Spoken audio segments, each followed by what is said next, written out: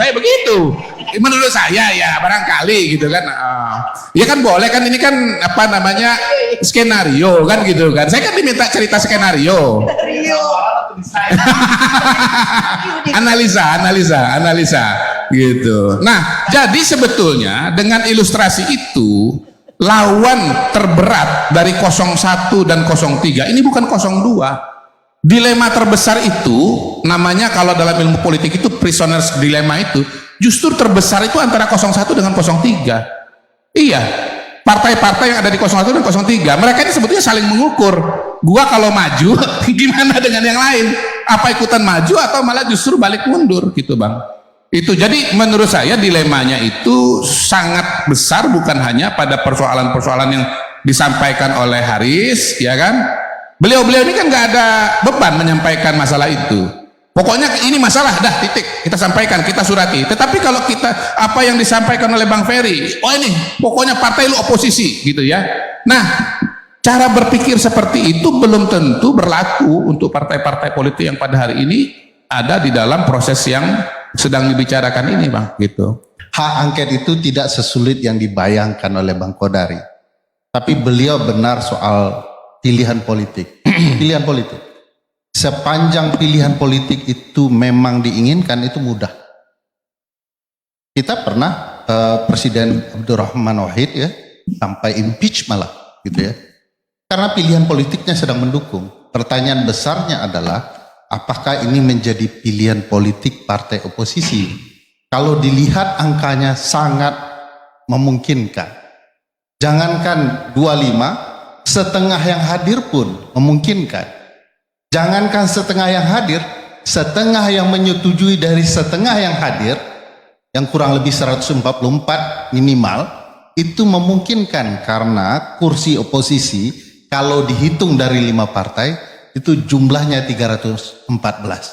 Pertanyaan besar dari cerita beliau soal ramalan dan desain itu adalah apakah ada niatan politik untuk sungguh-sungguh membongkar kecurangan pemilu yang luar biasa masif itu? Saya jawab nggak ada. Karena beliau sekarang tidak lagi di parlemen, kita anggap saja itu omong-omong. Bang, saya mau nambahin begini sebelum nanti ke Bu Lulu. Lanjut. Menarik ya sebetulnya yang disampaikan oleh Fahri dan juga oleh Kodari. Maksud saya kemudian simulasinya kita tambahin.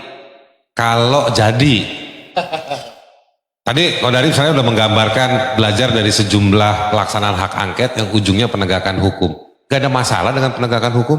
Penegakan hukum juga konstitusional. Tahu nggak kenapa nggak jadi?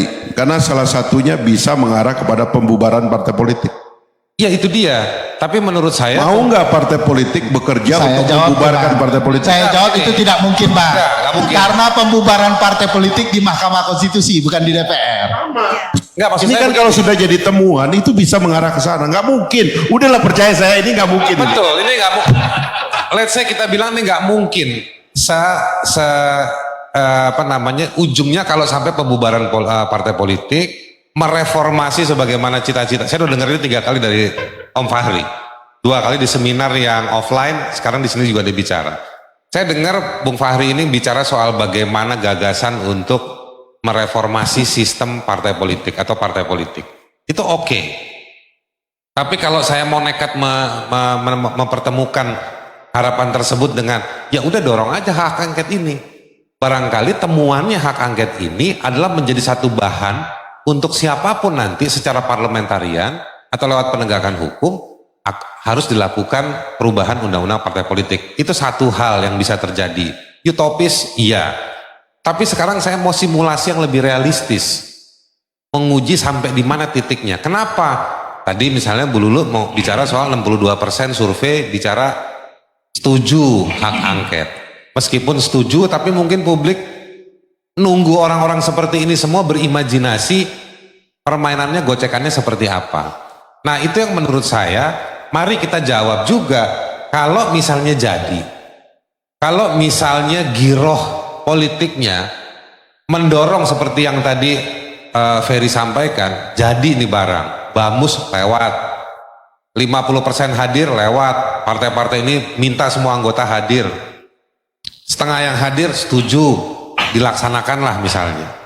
Apa produknya? Produknya adalah produk burung Garuda. Sah. Betul kan Om Adian? Ini bukan paper informal, ini paper resmi. Temuan nanti dari si parlemen. Bahwa ujungnya penegakan hukum nggak ada masalah.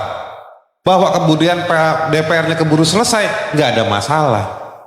Prosesnya buat rakyat itu bukan sekedar hak angket ini bisa sampai impeachment presiden dan pernah terjadi di Indonesia, ya kan? Tapi kita mari membangun prosesnya lebih dahulu, Bang. Nah, proses ini yang menurut saya jadi pertanyaan besar di publik.